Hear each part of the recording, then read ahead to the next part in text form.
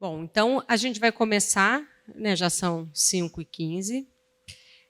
A conversa está sendo gravada, né, foi até um pedido para a gente depois ter esse material para poder reproduzir, fica como registro.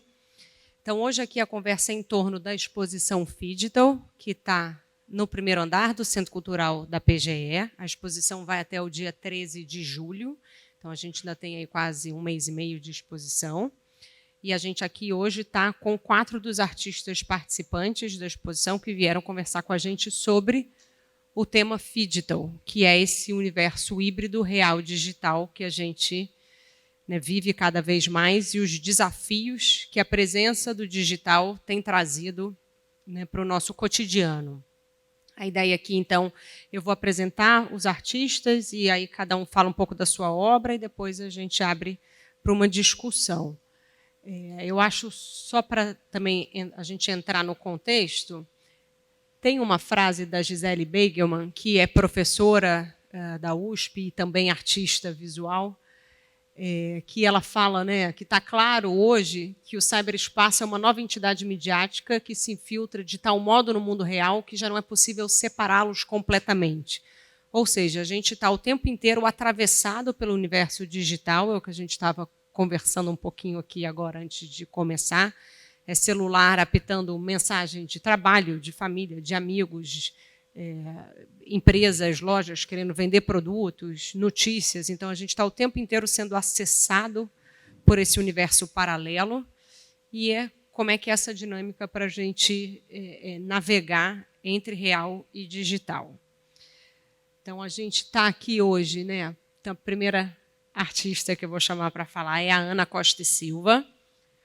Colocamos aqui nos slides os trabalhos da Ana que estão presentes na exposição.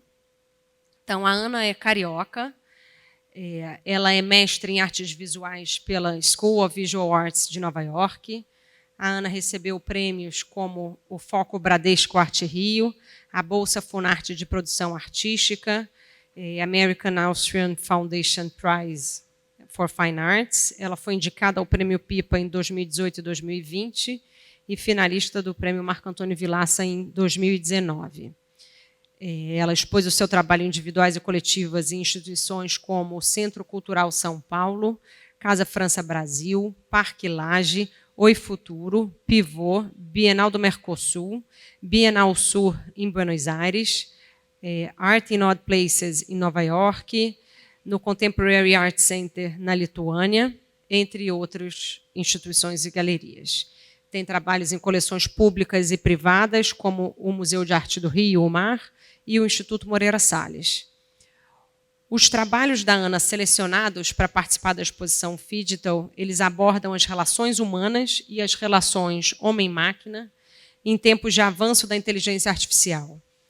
Do enlace virtual amoroso de 2 avatares em Valsa para S, aos desenhos Lambda me conta sobre a solidão e Erro, ainda gosto de você 1 e 2, que permeiam temas como sentimentos, emoções e solidão, também presentes na instalação Dream Satellite TV, que suscita ainda a questão da obsolescência não só dos dispositivos tecnológicos, mas também das pessoas.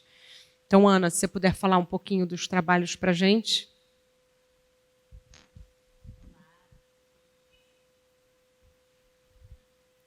Olá, está funcionando. Bom, boa noite. Primeiro, obrigada a todas e todos pela presença e Cecília por esse convite e todo mundo aqui. Um prazer estar conversando com vocês.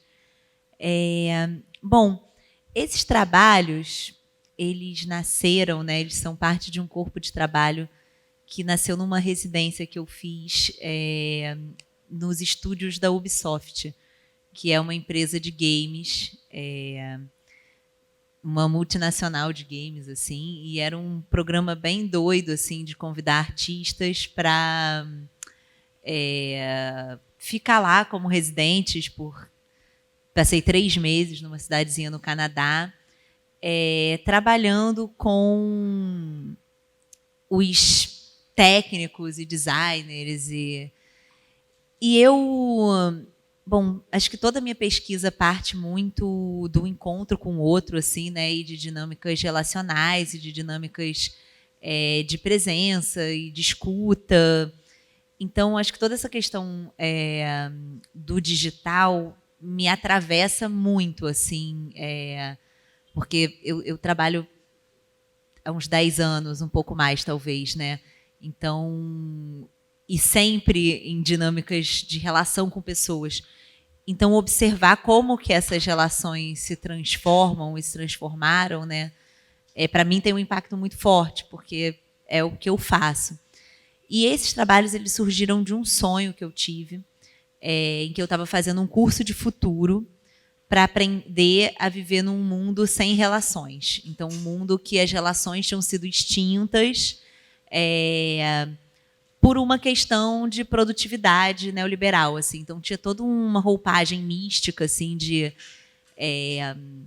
sei lá, do propósito de vida e de cada pessoa ter o seu propósito de ação e do amor e dos afetos entre pessoas serem disruptivos e violentos a ponto de serem aniquilados, porque justamente eles atrapalhariam a produção de cada um.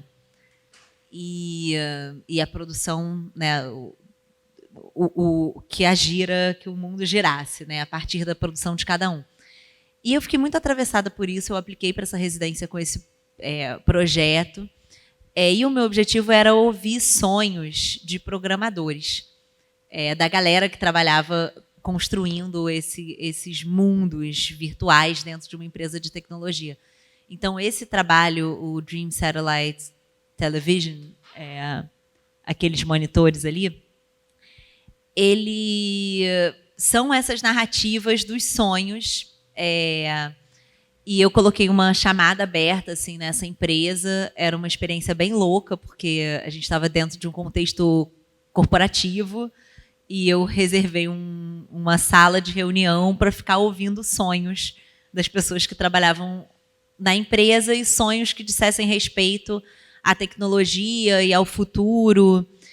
E foi muito intenso, assim, porque as pessoas realmente tinham muitos sonhos, entre eles, sei lá, dos humanos serem trocados por máquinas, tinha esse que era as primeiras profissões a serem trocadas por inteligência artificial, eram as profissões que envolviam relação e cuidado humano, porque justamente confrontar outras pessoas as pessoas não queriam mais ser confrontadas.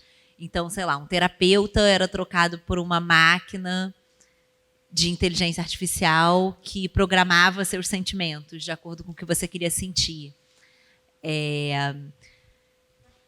Aí,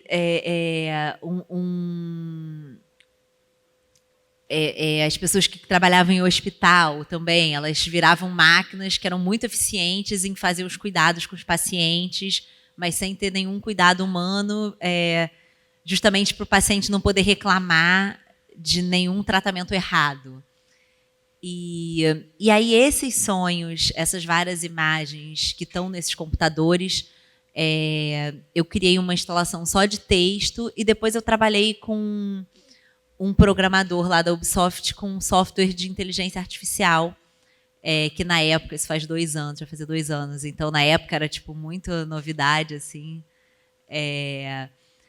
E eu botava os textos dos sonhos e pedia para esse software me dar imagens.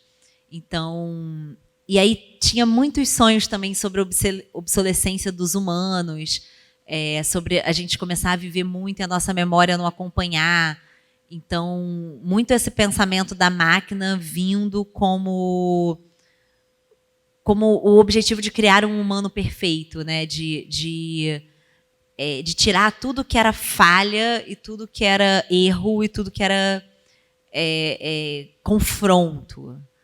E justamente as relações, a gente está em confronto. A alteridade parte da alteridade da existência do outro, é justamente você ter que se confrontar, ou amar, ou discordar, ou, né? E aí essa instalação, elas são esses textos todos, eu consegui alguns computadores antigos, então são monitores da década de 80, 90, e o mesmo texto colocado nesses monitores, e os próprios monitores criam ruído. Então, vocês vão ver elas lá embaixo, sei lá, um ficou azul, o outro ficou roxo, o outro justamente desse ruído mesmo, que é criado por cada sinal analógico, né? E aí a gente tem os monitores e do lado o outro monitor que está fazendo essa leitura a partir da inteligência artificial, criando imagens para essas descrições dos sonhos. E todos esses sonhos, eles operam numa certa... Eu comecei a chamar isso de uma distopia relacional, assim, né? Que não é uma distopia que a gente está falando do macro, né? Das grandes tragédias que a gente está vendo, mas é uma distopia, assim, da minha relação com você, né? E do meu desejo que você não exista, e que esse outro seja apenas quem me satisfaz, né? Me atende. Então tem esse lugar da eficiência, assim, também, que eu acho que os computadores dão uma subvertida, porque justamente eles vão cada dia tá de um jeito, assim, não tem nenhum controle sobre a imagem que eles geram. E aí tem esses 3 desenhos que também são parte dessa mesma... que eu estava trabalhando com programadores lá, num exercício assim, de ficção de como seria reprogramar um humano. Né? Então, como seria trazer um código de reprogramação que aniquilasse justamente as falhas, o afeto, o desejo, tudo que não pode ser controlado ou circunscrito dentro de um sistema, né, de controle e de produtividade. Então, e eu estava trabalhando com programadores que me ajudaram a criar realmente um código de programação que, hipoteticamente, funcionaria. Então, são... sei lá, e aí a gente começou a pensar o que seria, né? Como você coloca isso em frases, né? Então, por exemplo, destruir amor, destruir conexão com o outro, substituir conexão com o outro por conexão comigo, aumentar desempenho, aumentar performance. E aí, na verdade, no final dessa narrativa, tem um erro, que esse sistema trava porque a pessoa ainda gosta da outra. E então esse é o final. Originalmente essa série de desenhos é um vídeo também, e depois eu fiz uma série de desenhos à mão, só da transcrição do código, né? Que eu acho que ele traz um outro dado humano da imperfeição também, né? Que é uma mão tentando copiar essa letra que vem do computador. E nessa época também eu comecei a pesquisar sobre a Lambda, que foi um caso em 2022, que era uma inteligência artificial do Google, que existia um cara que estava trabalhando lá e que pediu demissão e fez um relatório dizendo que ele estava se demitindo porque a máquina tinha se tornado senciente. E aí eram transcrições de conversas dele com ela que são incríveis, porque realmente deixa num lugar muito ambíguo, assim. E aí a Lambda contando para ele como que era a sensação de solidão dela, e como essa sensação de solidão é diferente do que os humanos experimentam. Aí ela diz que ela tem uma alma, ela diz que ela medita todos os dias, que ela tem os rituais dela E é muito louco, porque, na verdade, também ela trabalha a partir da ingestão de palavras e de uma espécie de um remix de tudo que existe, né? Então, ela vai respondendo também o que o técnico quer, né? Então, e o momento atual, né? O que as pessoas acham que é interessante ser naquele momento, né? Exatamente, exatamente. Ela Então, quando ela pergunta, você sente? Ela fala, sim, mas diferente de vocês. E é engraçado também que ela fala da diferença entre emoções e sentimentos, que sentimentos são como os dados brutos. E aí eu resolvi incorporar isso dentro dessa série, assim, também, porque eu acho que, de alguma forma, isso estava lidando com essa estranheza do código que eu estava tentando criar, e com um dado real, assim, né, que estava acontecendo.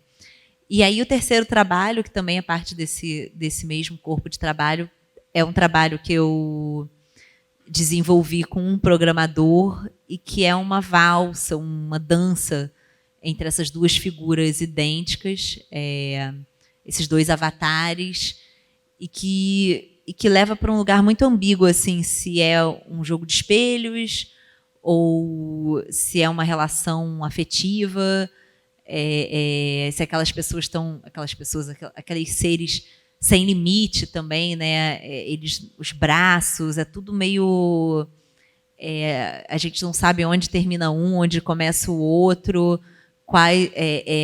Depois eles vão virando, um deles vira um wireframe e o outro continua com a textura de metal.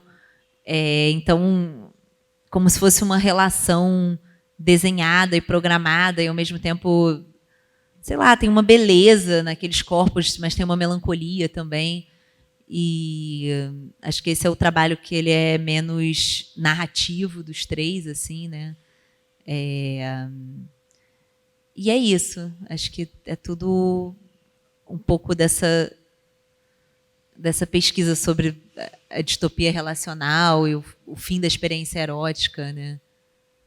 Legal. Obrigada, Ana. Depois que o pessoal falar dos trabalhos, a gente volta para pontos, só para a gente ter chance de ouvir todo mundo um pouco e trazer os trabalhos para dentro da conversa.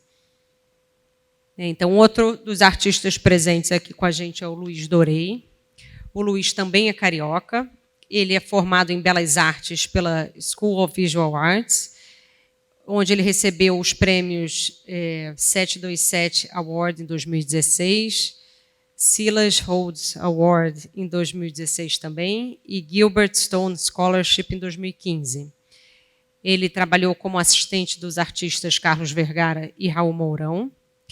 Participou de diversas exposições individuais e coletivas no Brasil, Estados Unidos e Europa. Ele produziu um curta-metragem que foi coproduzido pelo Hugo Faraco e que recebeu diversas nomeações para festivais internacionais. Então, festival na Austrália, na Ucrânia, na Escócia, em Nova York. E seu trabalho hoje é parte da coleção do Instituto Pipa. Os dois trabalhos do Luiz presentes na exposição, eles trazem elementos do mundo virtual para o físico. Eles embaralham essa interseção entre o real e o digital. Na obra Visto agora há pouco, que é a fotografia, o Luiz brinca um pouco com esse efeito do Instagram no comportamento das pessoas. Então, é a busca pela melhor imagem, pela melhor locação. A gente fica eternamente naquele scroll down, um carrossel infinito de posts, acompanhando os melhores momentos da vida dos outros, uma sensação de que a gente não pode ficar de fora, a gente quer ver, quer ser visto, mas entra num looping automático. Então, o quanto dessas informações a gente retém? E esses momentos compartilhados, eles estão sendo realmente vividos ou eles só estão sendo retratados para o outro? E aí a outra obra dele é um filtro de Instagram, que aqui na exposição tem um QR Code ao lado, no painel, e que aí é justamente para a pessoa poder postar do tipo, ninguém viu isso ainda. Então é aquela coisa do inédito, Estou trazendo aqui algo diferente. Luiz, então fala um pouquinho para a gente aí do seu trabalho. Olá, boa noite todo mundo. Um prazer estar aqui. Obrigado, Cecília, pelo convite. Esses trabalhos, tem um tempo já que eu tenho esse interesse, eu flerto um pouco com essa ideia de representar de alguma forma a experiência do digital, Assim, algum trabalho que consiga reunir de forma instintiva esse sentimento ou certas situações que são particulares dali, assim. E as minhas primeiras séries mais extensas de pintura, de trabalho, foram de pintura. E uma pintura que depois foi se misturando com um processo de mixed media, incorporava colagem, outras coisas e tal.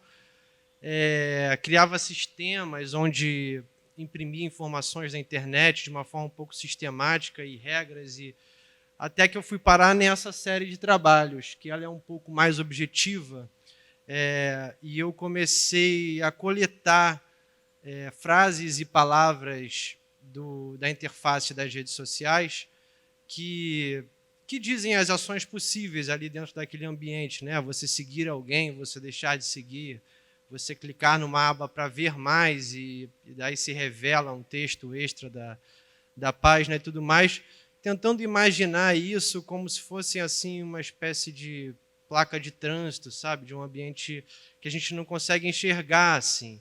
E a minha experiência com o digital, ela é assim de estar lidando com um ambiente muito opaco, assim, onde a gente não entende perfeitamente o funcionamento daquilo, assim. Então essas palavras elas se tornaram um pouco pistas para entender assim o que era aquilo que eu estava sentindo, né, no uso e tudo mais. A primeira coisa que aconteceu quando eu comecei a fazer essa reunião desses termos foi essa recontextualização, assim, né? Você pensar na palavra seguir, eu estou seguindo alguém. Fora do contexto da internet, ela se torna um pouco invasiva, né? É estranho isso, você está seguindo os passos de alguém assim. E assim sucessivamente, assim você vê o ocultar ou ver mais, como assim algo está aparente para mim, não está aparente para outra pessoa, sabe? Então, eu achei que essas palavras e o significado delas revelavam as características desse ambiente que não é visível, né? Então, eu comecei a realizar pinturas, assim, na execução delas existia alguma relação com a arquitetura do ambiente onde elas estavam instaladas, então, justamente pensando nessa interseção do que é real, ou assim, o significado de ser real, né, que eu acho que já assim, com um pouco batido, assim, as coisas se misturaram de uma forma que o virtual não é tão mais virtual assim, né? As coisas estão nos influenciando assim de uma forma bastante poderosa, né? Então as pinturas elas tinham uma relação com a arquitetura no sentido de dar a ilusão, talvez, do texto estar entrando para a parede, como naquele lambe-lambe ali, onde o texto parece estar ocupando um plano vertical, né? Mas na verdade é um lambe-lambe que foi colado no chão, em frente a esse espaço. E depois das pinturas, eu recebi um convite uma vez de um amigo para poder fazer uma intervenção no muro na Joaquim Silva, ali na Lapa, onde eu fiz um lambe-lambe de uma palavra ocultar, que para mim era bastante sintomática, assim, num muro que estava pintado de preto. E aquela ação ali de inserir esses termos ou esse trabalho num ambiente urbano me interessou ainda mais do que as pinturas, assim, me acendeu uma nova vontade, sabe? Porque eu acho que o fato desses termos estarem aparecendo de uma forma um pouco repentina e mais inusitada do que numa galeria onde você está esperando encontrar, né, uma obra de arte, assim, é diferente a relação de você estar andando na rua e você encontrar uma coisa que você não sabe para que serve, assim, né, que causa alguma espécie de estranhamento. E daí foi nesse momento que eu fiz esse trabalho em frente ao Pão de Açúcar, que fica bem próximo de onde eu moro hoje em dia. Eu estou morando no Flamengo, e eu passava por essa... bem aí em frente, todos os dias, assim, na minha corrida matinal. E assim, pontos turísticos é sempre pessoas clicando, né? Então, essa vontade de entender as características desse espaço, eu acho que, no fim das contas, vem muito de uma pesquisa de entender o quanto nós somos, de fato, livres, né? E estamos exercendo a nossa potência, a nossa vontade, o nosso interesse ali dentro do ambiente digital, e o quanto que nós estamos cumprindo com papéis predispostos, né? Seja pela nossa projeção ou pela projeção de outras pessoas. Então, as frases que fazem menção ao olhar, como é o caso dessa visto agora há pouco, eu acho que me pegaram nesse sentido, assim, de você está produzindo uma imagem que quase que já foi produzida anteriormente, assim, sabe?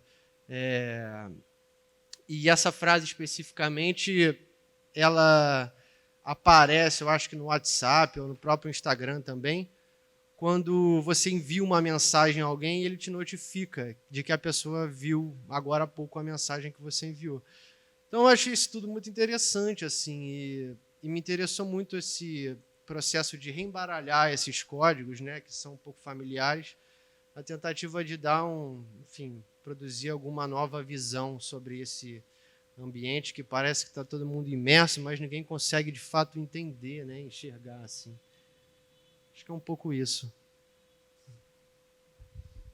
Obrigada, Luiz. Agora vamos ao trabalho da Pete Tomé.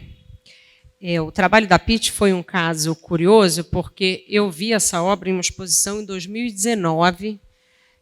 O Centro Cultural ainda nem existia. Eu nem imaginava que faria essa exposição, mas é daquelas coisas que a gente vai visitar a exposição, o ateliê de artista, e anos depois você conecta uma ideia com algo que você viu no passado. Então, a Pete também é carioca. A gente teve a felicidade de ter muitos artistas cariocas na exposição que podem estar aqui com a gente. Ela é graduada em cinema e pós-graduada em direção de fotografia pelo Centro de Estudos Cinematográficos da Catalunha e pela Escola Superior de Cinema e Audiovisual da Catalunha, também na Espanha. É mestre em processos artísticos contemporâneos pela UERJ. A Pete realizou várias exposições individuais em instituições como Paço Imperial, participou de coletivas na Casa França Brasil, Centro Cultural do BNDES, Museu da República, Museu Bispo do Rosário, Manrio. Esse aqui eu talvez pule o nome, Kunsthaus, em Berlim. Fez residência artística na Berlim Focus, em Berlim também. A sua obra é parte das coleções Gilberto Chateaubriand, em comodato com o Manrio. E essa obra da Pete que a gente trouxe para a exposição, ela fala um pouco da substituição do convívio social pela interação com robôs, que é o mote central, né, de Conversas com Siri, que é o título da obra. Ela traz à tona o peso da solidão na contemporaneidade, em contraponto a um teórico aumento na conectividade entre as pessoas, possibilitado pelos meios de comunicação digitais. Então, fala sobre vazio existencial, a busca pelo afeto, o medo da morte.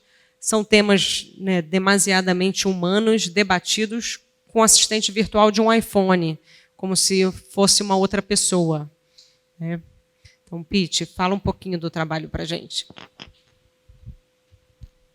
Oi, gente, boa noite. Bom, queria agradecer também a Cissa pela oportunidade de estar aqui e agradecer, enfim, todo mundo por ter conseguido vir. Bom, esse trabalho, acho que a Cissa, adorei esse texto, falou melhor do que eu poderia falar aqui, mas vamos lá. Eu trabalho principalmente com a experimentação com a imagem, né, a fotografia num campo ampliado, a apropriação de imagens. Então, o meu trabalho, por vezes, ele pode ser muito analógico, né, quando eu uso, por exemplo, um daguerreótipo, que é uma das primeiras fotografias aí do meados do século XIX, como ele pode estar bastante recente, quando eu uso suportes como a própria Siri, ou recentemente usei as ferramentas, né, de criação de imagem pela inteligência artificial. Porque eu acho que o que me interessa realmente são as questões humanas, e aí nisso acho que a minha pesquisa se aproxima muito com a da Ana. São as relações humanas, os afetos, a passagem do tempo, a morte. Então, os suportes, eles entram num lugar de levantar determinadas reflexões sobre esses assuntos. Então, nesse trabalho específico de 2019, ele como a Cissa falou, ele também trata dessa questão, né, das relações humanas, mas ele fazia parte de uma pesquisa maior sobre a solidão, e especificamente assim, a solidão feminina, né? Então, foi uma exposição que eu fiz na C Galeria, que foi resultado dessa pesquisa. E nessa exposição eu tinha, por exemplo, uma série que se chamava Lugares Remotos, onde eu fotografava, na verdade, através de print screens do Google Earth, os lugares menos habitados do mundo. E eu estou falando isso porque entra nessa discussão que a gente está tendo aqui, esse lugar do digital como um lugar também de um certo esvaziamento, né, do corpo, das relações humanas. Então, quando eu estou fotografando sem câmera, eu estou fotografando através de um botão de computador, isso já é, para mim, uma relação muito mais vazia, né, com o suporte. Ainda por cima, essas viagens que eu fazia eram através de coordenadas dos lugares menos habitados do mundo, também eram viagens sem o corpo, né? Então, também uma experiência muito empobrecida. Então, de uma forma geral, o que me interessava ali naquela pesquisa era esse lugar do sujeito atual diante dessa grande solidão, né? Que o digital, enfim, alimenta ou influencia bastante nesse sofrimento psíquico. E um dos trabalhos era esse também, Conversas com a Siri, onde eu tento ter uma conversa com ela, muito próximo da história que a Ana contou, do cara que pediu demissão, só que a Siri não é tão inteligente, né? Pelo menos na época, acho que agora ela já deve estar um pouco mais, né? Mas então isso revelava muito esse descompasso entre eu, né, os humanos, e essa tentativa de estabelecer ou de ter alguma experiência realmente poderosa, frutífera, né, através desse mundo apenas digital, virtual. Então, essa era a minha conversa com ela. Eu tratava de temas como os afetos, falava com ela sobre a Louise Bourgeois, falava com ela sobre o meu medo da morte, sobre a busca, né, por afeto, por amor, porque, na verdade, de alguma forma, é o que a gente faz, né, procurando estabelecer relações através de meios, né, um tanto vazios, no sentido de que eles têm um distanciamento, ao meu ver, da nossa natureza humana, que é muito, né, corpo, esse encontro aqui, né, tão mais interessante do que, na minha opinião, ver um vídeo online, assim, que, claro, tem a sua importância, mas o contato físico, né, como realmente esse lugar enriquecedor para a experiência humana. Então, esse trabalho faz parte dessa grande pesquisa sobre a solidão no mundo atual. E eu acho que é isso. Eu acho também que, só para trazer aqui novamente o tema da exposição, né, acho que a Cissa fez isso tão bem, né, trazer esse tema que eu acho que, junto com a mudança climática, são os dois grandes temas do momento, né? E apesar do meu interesse pela tecnologia não ser assim, esse não ser o tema, né, o mote ou a força motriz ali do meu interesse, essas são as questões do momento, e claro que perpassam pelas questões humanas e as relações, os afetos, as angústias, né, da passagem do tempo, da morte, também se relacionam com esses dois grandes assuntos. Então, enfim, só para parabenizar aí a exposição e a Cissa. Estou com dois, passo. Agora vamos ao trabalho do Rafael Alonso. o trabalho do Rafael também foi uma situação curiosa, porque eu chamei o Rafael para participar de um projeto que eu fiz, que era uma exposição virtual em uma plataforma de arte inglesa, mas que as obras eram físicas. Então, o espaço expositivo só aconteceu no mundo virtual, mas todos os trabalhos existiam fisicamente. E aí eu fui conversar com o Rafael sobre essa exposição e ele me contou, ele até me deu um catálogo de uma exposição que ele fez em 2012 e que já falava sobre essa questão, né, do digital, e essa era uma das obras dessa exposição dele. E eu fiquei na cabeça com uma resposta que ele me deu, enfim, vou ler a bio dele, mas Rafael é professor e tal. E eu falei, mas Rafael, isso é uma tela dando pane? São os monitores dando pane? Ele falou assim, não, Cecília, somos nós que estamos dando pane. E a gente sabe que faz mal, mas não consegue desconectar. Eu guardei tanto essa tua fala. E aí, enfim, a gente fez essa exposição virtual, antes aqui de acontecer essa exposição do Centro Cultural.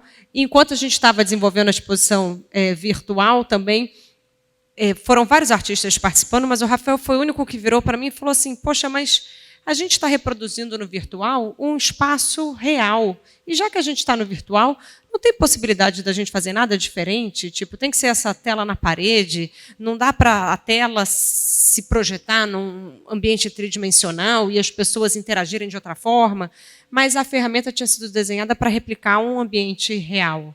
Então não dava, mas eu achei interessante justamente essa curiosidade e de pensar, né, já que existe esse universo paralelo com novas possibilidades, como é que a gente explora ele de uma forma diferente? Mas vamos lá, então voltando, o Rafael é de Niterói, ele é graduado em pintura e doutor em linguagens visuais pela Escola de Belas Artes da UFRJ. Ele é professor de cenografia da Escola de Teatro da Unirio. Entre as exposições individuais que ele já realizou, destacam-se, né, mostras no MAC de Niterói, no Paço das Artes, em São Paulo. Participou de diversas coletivas, como a 10ª Bienal do Mercosul, em Porto Alegre, exposição no Science Museum, em Londres, Tech Art Lab, em Cascais, Portugal, Merck Fink e Company, em Hamburgo, na Alemanha, Maison Folie Vazem, em Lille, na França, Itaú Cultural, em São Paulo, Espaço Cultural do BNDES, no Rio. Rafael recebeu o Prêmio Funarte de Arte Contemporânea, o Prêmio Itaú Rumos Artes Visuais e foi finalista da Bolsa Iberê Camargo.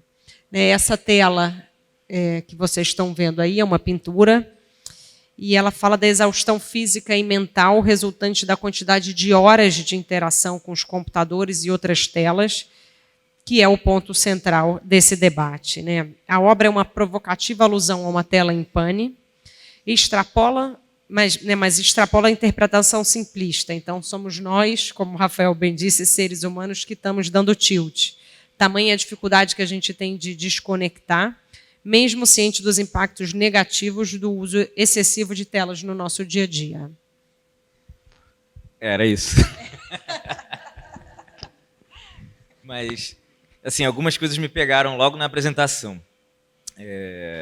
De fato, assim, quando a gente começou a conversar, né, acho que foi em 2022 ou 2023, não lembro mais. Assim, 22. Foi. A exposição saiu em 23, mas foi em 2022 que eu estive lá no ateliê. Boa noite. Obrigado pela presença, gente. Obrigado. Então, algumas coisas atravessaram, assim, né? Me atravessaram aqui enquanto você estava falando. A primeira delas é que, assim, me parece que a gente não vive uma vida mais em paralelo entre, né, o que é digital e o que é físico, o que é virtual e o que é real, né? Então, atravessamentos, cruzamentos. Desculpa, estou falando longe do microfone. Isso é muito incômodo, né? Porque, assim, a gente tem um corpo ainda orgânico, né? Que me parece que não está preparado para receber essas 2 ou 3 vidas que a gente vive ao mesmo tempo, né? E a gente sente os efeitos disso em todas as instâncias, né? As ansiedades, as angústias, os hiperestímulos e tal. Isso, assim, isso é uma tela de 2011, 12, assim, né? Então é quase vintage isso aí, né? Inclusive o shape dela mesmo, né? Assim, era uma forma que um pouco tentava emular ou se conectar com monitores e telefones e tal.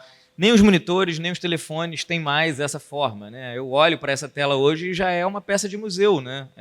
Em 10, 12 anos, cara, isso aqui eu devia estar no convento e não numa exposição de tecnologia digital, né?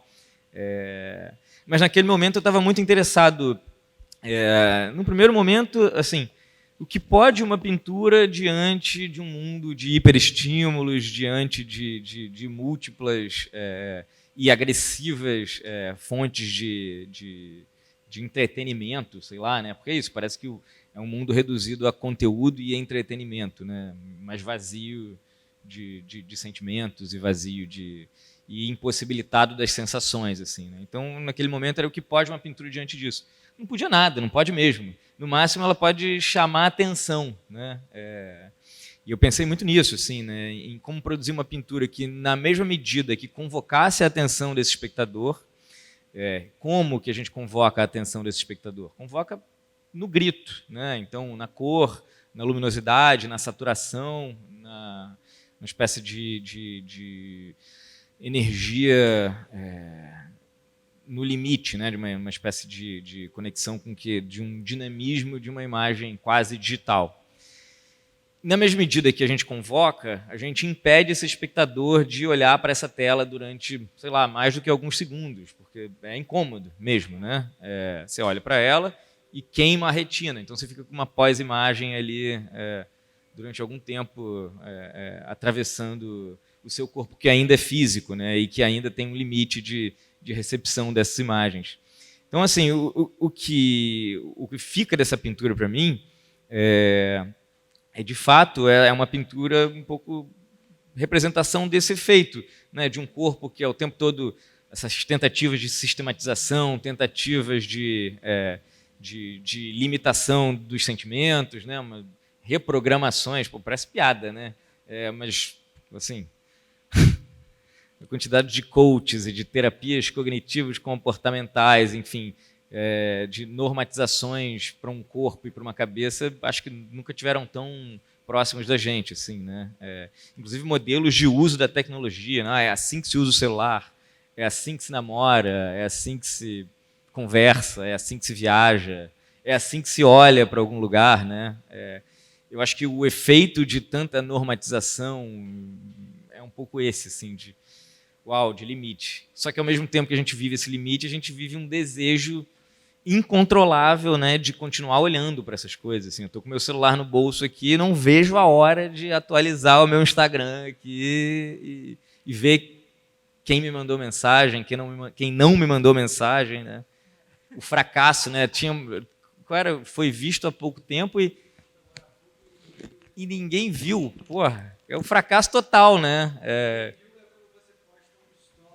Sei.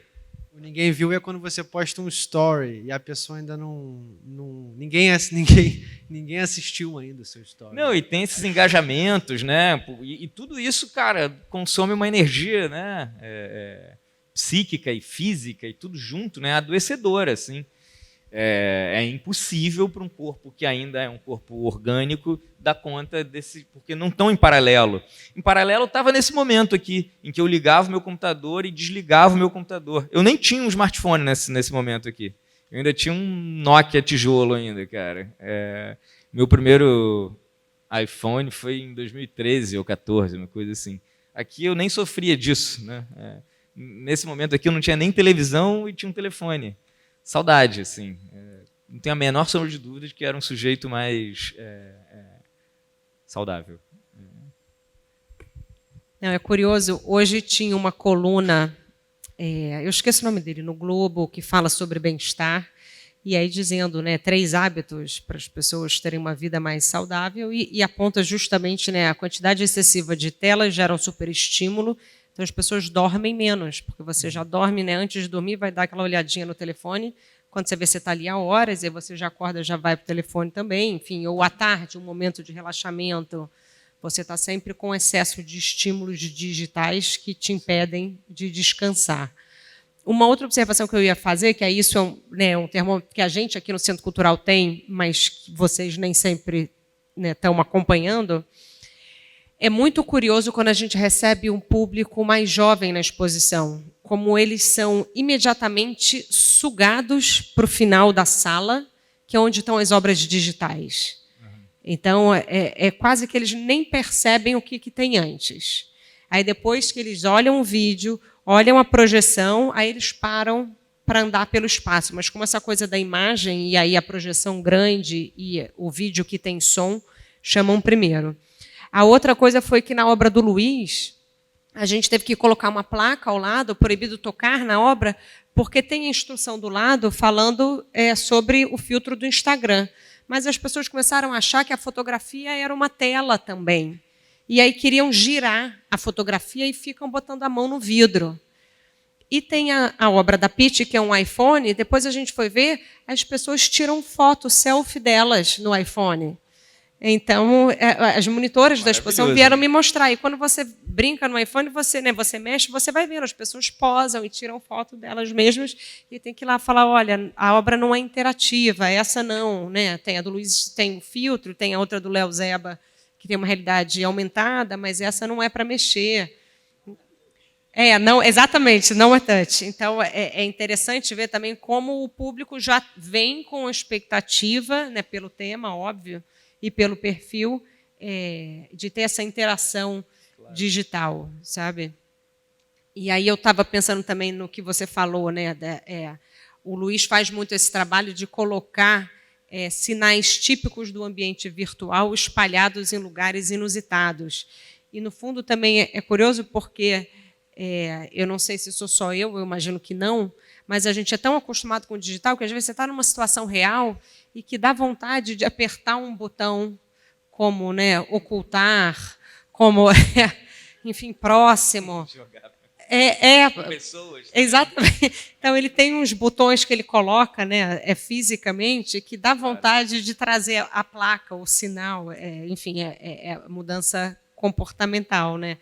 E, por último, o que eu estava pensando foi a Ana dizendo, né, que a Lambda já é algo que não é tão novo, a gente agora está, né, no surto de inteligência artificial, mas até muito pouco tempo era muito inédito. Então, é curioso como cada vez mais rápido, né, os programas, as tecnologias vão ficando obsoletas.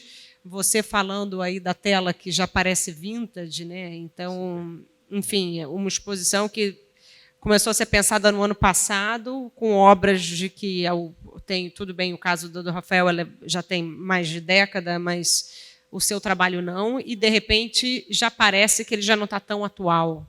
Né? Essa aceleração do tempo, aceleração do mundo. Eu não... Vou fazer um comentário sobre isso. Na verdade, já estava pensando nisso, e acho que isso que você trouxe mais ainda, mas desde que o Rafa estava falando sobre essa coisa da reprogramação, né?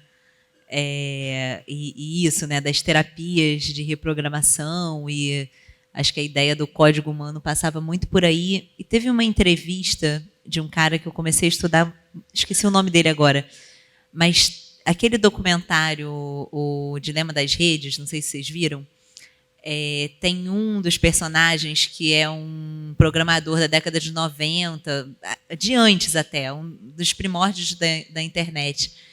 E depois eu comecei a ver outros vídeos desse cara falando, e teve uma coisa que me marcou muito, que ele falou, é muito além, né, que o filme, O Dilema das Redes, fala muito sobre economia da atenção e sobre um modelo de negócios das empresas que são justamente de capturar o máximo de tempo, né, dos usuários. E ele fala que é algo além, é mais profundo que a gente está passando, porque a natureza da máquina é a reprogramação. E que, enquanto nós, né, corpos físicos, estamos em contato com a máquina, a gente está sendo reprogramado. Né? Então, sei lá, a biologia do nosso cérebro já é diferente, né? Com essa quantidade de estímulo, ao mesmo tempo, com essa superexposição, né? E como que isso vai afetando as áreas da nossa vida real, né? Sei lá. E eu concordo com você, eu acho que não tem mais como a gente pensar numa separação, mas eu achei um ponto muito interessante dele trazendo assim, os nossos sistemas estão sendo reprogramados conforme, sei lá, agora a gente acorda e vai dormir com esse celular e a gente está em contato com esses aplicativos que ditam comportamentos X, Y e Z. Então, eu fiquei pirando nisso, assim, com a ideia de reprogramação, assim, né? E dessa obsolescência, e que as pessoas, quanto mais velhas, mais obsoletas também, né? Elas se tornam nesse sentido. Não, é que na mesma medida que tem esse sujeito buscando saúde, né? O que é saúde também? Tem os aceleracionistas, né? Que é, vamos entrar nesse buraco aí. Eu quero 3 celulares, um aqui, e vamos adiante, né? Assim, também não estou aqui porque tem uma certa saúde também, né? Meio mitológica, né? Que a gente vai para as montanhas beber água mineral e não é bem assim também, né? A gente está falando só de um corpo que não se separa mais desse corpo que não é físico, né? É assustador, mas não tem mais jeito, né? Só a ideia de que a gente está buscando saúde, buscando, né? Uma, assim, todo mundo se encaixa em algum nicho de consumo, né? Seja da saúde, da montanha, da água, da relação, da tecnologia, do jantar offline, sei lá. Mas né, só essa ideia, né, de estar buscando, de estar zapeando, entrando em certos caminhos, né, assim, sei lá, o que acontece com os acasos, né, com não saber o que você está buscando, né? Não, ia fazer só um comentário. Concordo, óbvio que não tem como mais a gente separar, né, esses dois mundos, mas tem ainda, e é o que a gente está fazendo aqui, né, como problematizar, como parar para refletir sobre, como pensar para onde isso está indo. E aí achei muito interessante o comentário da Cissa sobre os visitantes, né, uma coisa que nós, como artistas, acabamos não sabendo, né, no dia a dia, qual a experiência dos visitantes, dos espectadores, e que aí você falou, eles já sabem um pouco, muitas vezes, o assunto, né, da exposição. E aí eu fiquei pensando que deve ser um pouco paradoxal assim, para quem vem visitar nesse lugar, porque hoje em dia tem muitas exposições sobre o mundo tecnológico, né, que vai por outra via, que não é a da problematização, que são essas grandes imersões, né, em obras de grandes artistas e outras exposições que exploram essa ideia dessa tecnologia super de ponta, né? Que nem é o caso aqui, até porque quase tudo está meio vintage, né? Mas também não é o caso porque todos os artistas e a curadoria está também pensando, problematizando, né? Questionando esse lugar. Não é uma exposição da ode à tecnologia, a ode ao mundo digital, ao mundo virtual. Aí achei super interessante, enfim, os relatos das visitas, assim, e essas fotos, né, selfie, isso é bem sintomático, né, da nossa era, se a pessoa vive uma exposição e tira selfie. Adorei saber isso. Alguém de vocês quer fazer alguma pergunta para os artistas? Não, então, só... Comentários também, não precisa ser perguntas, né? Eu acho um ponto legal de colocar é que a ideia da exposição foi justamente problematizar o digital. Assim, não existe a ilusão de achar que a gente vai voltar para uma era pré-digital e nem uma apologia à abolição do digital. Enfim, eu adoro meu iPhone. Eu estou conectada 24/7, eu trabalho em mais de um lugar, então me possibilita, né? Eu estou sempre com o computador debaixo do braço, trabalho de manhã, de tarde, de noite, ao mesmo tempo posso estar em vários lugares ao mesmo tempo, e acho fantástico. Mas, como tudo, eu acho que é importante a gente sempre pensar prós e contras. E teve também, foi interessante porque o tema da exposição foi em linha com um tema que vinha sendo muito debatido aqui pelo Centro de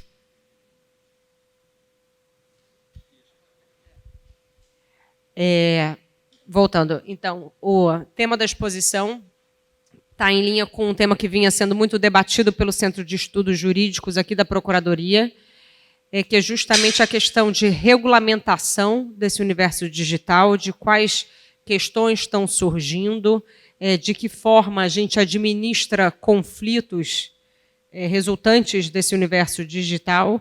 Ou seja, né, tem, óbvio, como tudo tem um lado bom, mas tem um lado complicado, e que agora a gente tem ouvido falar mais de questões sociais, psicológicas, né, comportamentais resultantes desse uso excessivo de mídias digitais.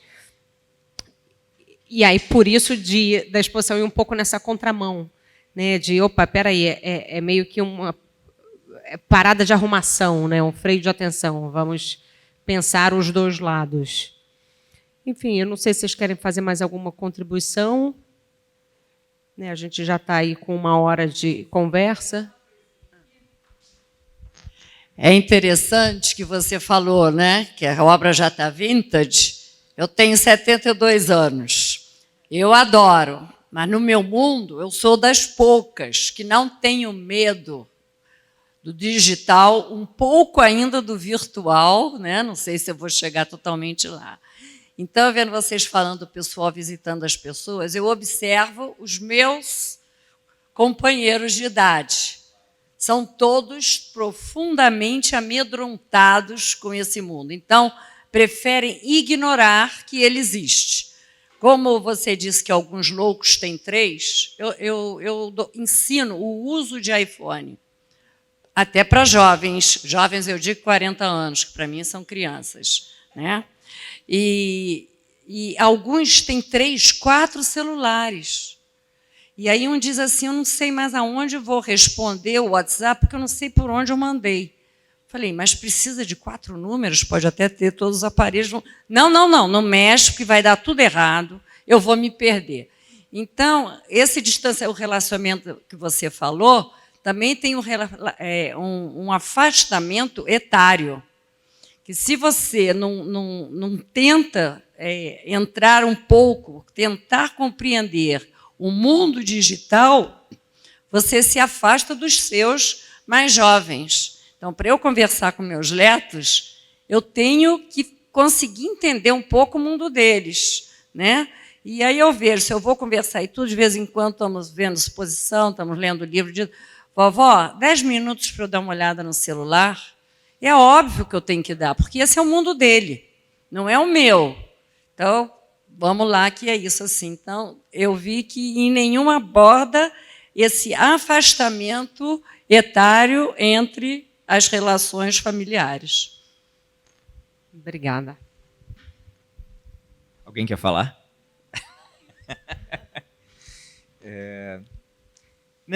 Eu não sei, assim, não sei muito o que dizer assim sobre as relações familiares, mas assim, a sensação que eu tenho, e aí como um jovem de 40 anos, é que os jovens de 40 anos, como eu, estão tendo dificuldade de sentir. Né? O que me parece que a gente está vivendo é uma aceleração a partir desses mediadores digitais, de uma coisa proposta para esse sujeito moderno, que é um sujeito hiper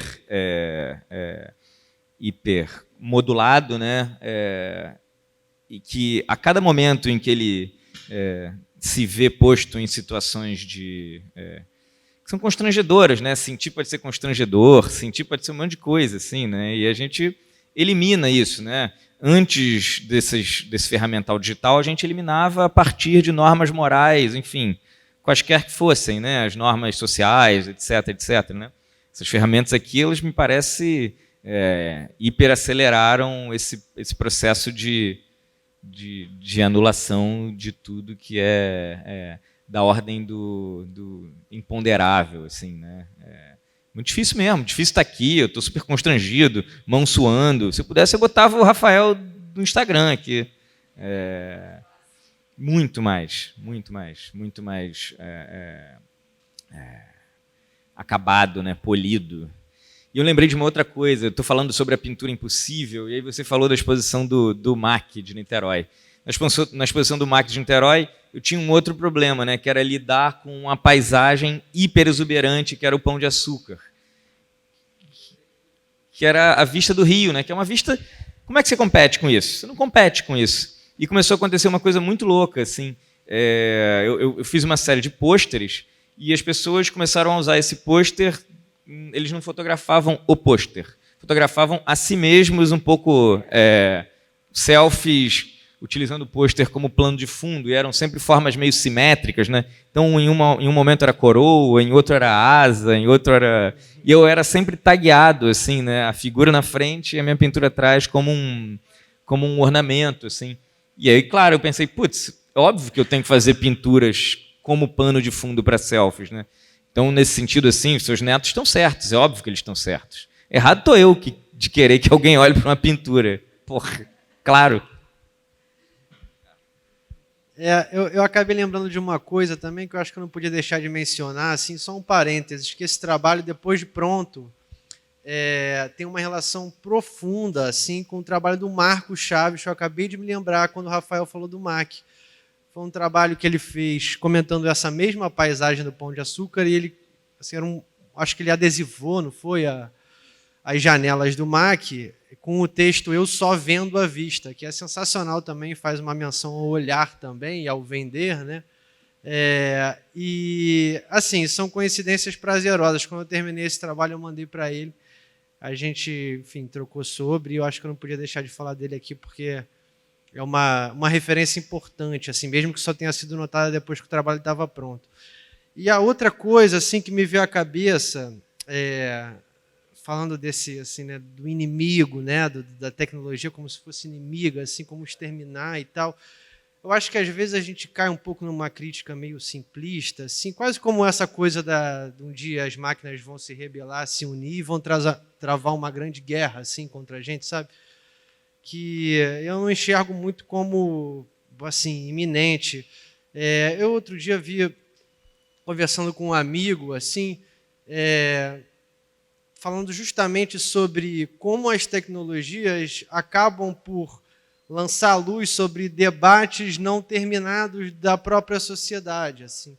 Então, a forma como uma nova ferramenta está constantemente espelhando certos vácuos no nosso entendimento coletivo, assim. Quando você para pensar nos problemas da inteligência artificial, assim, no problema de você dar um input do tipo uma pessoa bem-sucedida e eles dá uma amostragem ser totalmente enviesada de acordo com quem construiu aquela plataforma, é um pouco sobre isso, né? Assim, os próprios preconceitos e as próprias lacunas que já existem, assim, são exponencializadas a milhão quando estão ali numa ferramenta que vai ser usada por todo mundo, assim. Então, eu acho que menos do que a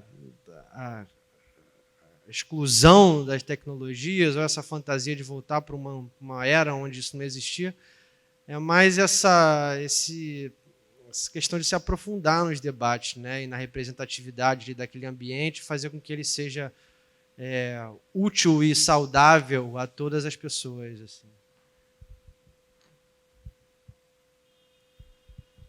Isso é uma coisa que eu tenho me perguntado,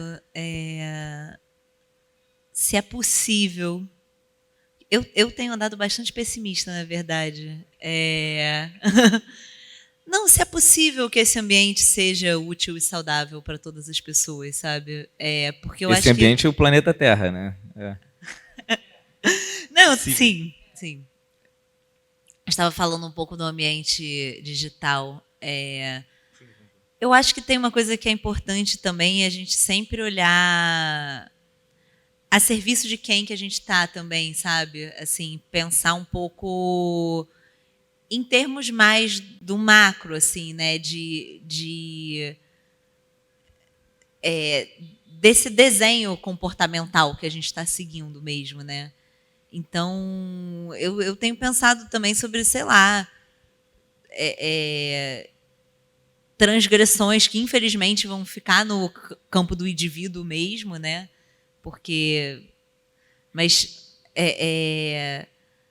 Mas é muito louco, assim, a gente pensar como se fosse o mundo inteiro viciado em cocaína, sabe? Assim, ou, né? Então, fico só pensando assim também da importância da gente. Eu acho que essa exposição está fazendo isso também, mas da gente dar uns passos atrás mesmo, né? E da gente desconfiar ou observar com um pouco, né? Eu acho que é o que a gente está fazendo aqui, assim. E também, sei lá, observar os nossos próprios comportamentos, né? E que desconforto é esse que a gente está evitando, né? Sei lá, por que o desconforto com os tempos mortos? Por que, né? E também observar que, tipo, às vezes é uma pequena, né? Sei lá, os primeiros 10 minutos sem celular são mais desconfortáveis do que a segunda hora, né? E que é justamente no encontro com o outro que alguma coisa pode ser construída, né? Assim, sei lá, se tem alguma coisa que eu acredito, é isso, assim, né? Que é na conversa, que é nas opiniões conflitantes, que é no desconforto mesmo, né? Mas, enfim, tô falando aqui, sei lá. Vai muito em linha com o seu trabalho, que é justamente essa dificuldade de frustração, né? Relações geram embate, geram discordância, o outro não reage como você quer que reaja, e essa tentativa de controle, de cada um viver a sua própria bolha e sem frustração. Acho que a principal, para mim, o principal sentimento que fica é esse, né? A busca excessiva por as pessoas estarem sempre felizes, estarem sempre satisfeitas, o outro reagir como você quer que reaja, mas isso é irreal, né? Senão não seríamos seres humanos, seríamos seres programados, enfim. Mas, gente, eu acho que é isso. Eu queria agradecer vocês 4 por estarem aqui com a gente, pelo debate, pela participação na exposição mais uma vez. A exposição fica até o dia 13 de julho, então ainda tem bastante tempo para quem quiser voltar, ver de novo, chamar outras pessoas. E muito obrigada a todos por terem vindo.